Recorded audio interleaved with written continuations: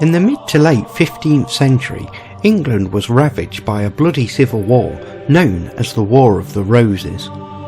From the midst of this turmoil rose a woman who was born a commoner and would rise to become a queen, Elizabeth Woodville. Elizabeth Woodville was born at Grafton Regis in about 1437, though no records of her birth survives. She was the firstborn child of a socially unequal marriage between Sir Richard Woodville and Jacquetta of Luxembourg. The Woodvilles, though an old and respectable family, were gentry rather than noble, a landed and wealthy family that had previously produced commissaries of the peace, sheriffs and MPs, rather than peers of the realm. Little is known of Elizabeth's childhood, and she doesn't enter historical accounts until about 1452, when Elizabeth married Sir John Grey of Groby, the heir of the Barony Ferrers of Groby. This marriage produced two sons, Thomas, who later became the Marquess of Dorset, and Richard. Sir John Grey was killed at the Second Battle of St Albans in 1461, fighting for the Lancastrian cause, leaving Elizabeth with two children and little prospects. Exactly when Elizabeth and Edward IV first met is unclear. They may well have been thrown together in the small, elite world of the English aristocracy, at court or some important event in the 1450s. The pair may have even known each other as children, and Elizabeth's parents appear to have served in Rouen, while Edward's father was resident there as Lieutenant of Normandy. However, for much of Edward's youth, Elizabeth was married and unavailable, a situation which only changed shortly before he became king. Legend has Elizabeth waiting for Edward under an oak tree in Whittlebury Forest, a helpless widow hoping to plead for the inheritances of her sons. Elizabeth was called the most beautiful woman in the island of Britain, with heavy-lidded eyes like those of a dragon. Whether the legend is true or not, Edward was head over heels in love. Elizabeth married Edward in secret sometime before September 1464. The exact date and circumstances of this event are hotly debated among historians, especially because the choices Edward made were later used to undermine his dynastic line. The ceremony appears to have taken place in the chapel at Groby, with the collusion of Elizabeth's mother, Countess Rivers, although it was kept secret from her father at that point. When his marriage to Elizabeth Woodville, who was both a commoner and from a family of Lancastrian supporters, became public, Warwick was both embarrassed and offended, and his relationship with Edward never recovered. The match was also badly received by the Privy Council, who, according to Jean de Warren, told Edward with great frankness that he must know that she was no wife for a prince such as himself. With the arrival of a new queen came many of her relatives, some of whom married into the most notable families in England. Elizabeth's status as a commoner before her sudden, secret marriage to Edward was primarily the reason for the backlash against her queenship. She was often seen as arrogant and disrespectful for actions that would be seen as normal from a lady of higher rank, such as her predecessor, Margaret of Anjou. Such was Elizabeth's unpopularity that George of Clarence, brother of her husband, even accused her of witchcraft in order to murder his wife, Isabel Neville. When Elizabeth Woodville's relatives, especially her brother Anthony Woodville, 2nd Earl Rivers, began to challenge Warwick's preeminence in English political society, Warwick conspired with his son-in-law George, Duke of Clarence, the king's younger brother. One of his followers accused Elizabeth Woodville's mother, Jacquetta, of practicing witchcraft, though she was acquitted the following year. Warwick and Clarence twice rose in revolt and then fled to France, forming an uneasy alliance with the Lancastrian queen Margaret of Anjou, and restored her husband Henry VI to the throne in 1470. But the following year, Edward IV returned from exile and defeated Warwick at the Battle of Barnet, and the Lancastrians at the Battle of Tewkesbury. Henry VI was killed soon afterwards. Following her husband's temporary fall from power, Elizabeth Woodville sought sanctuary in Westminster Abbey, where she gave birth to a son, Edward, later King Edward V.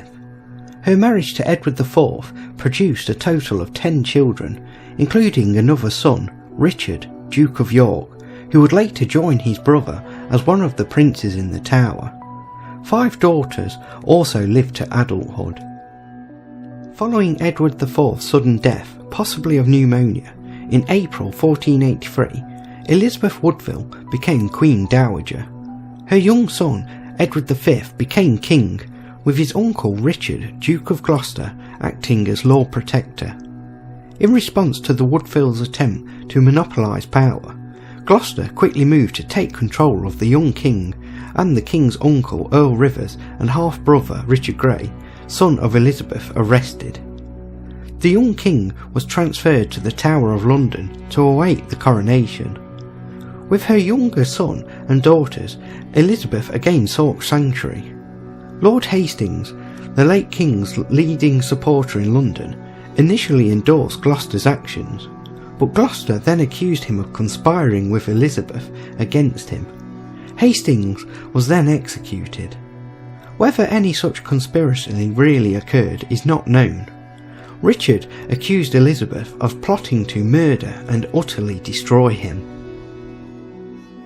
On the 25th of June 1483, Richard III had Elizabeth Woodville's son, Richard Grey, and brother Anthony Earl Rivers executed in Pontefract Castle, Yorkshire. By an Act of Parliament, the Titulus Regius, it was declared that Edward IV's children with Elizabeth were illegitimate, on the grounds that Edward IV had a pre-contract with the widow Lady Eleanor Butler, which was considered a legally binding contract that rendered any other marriage contract invalid.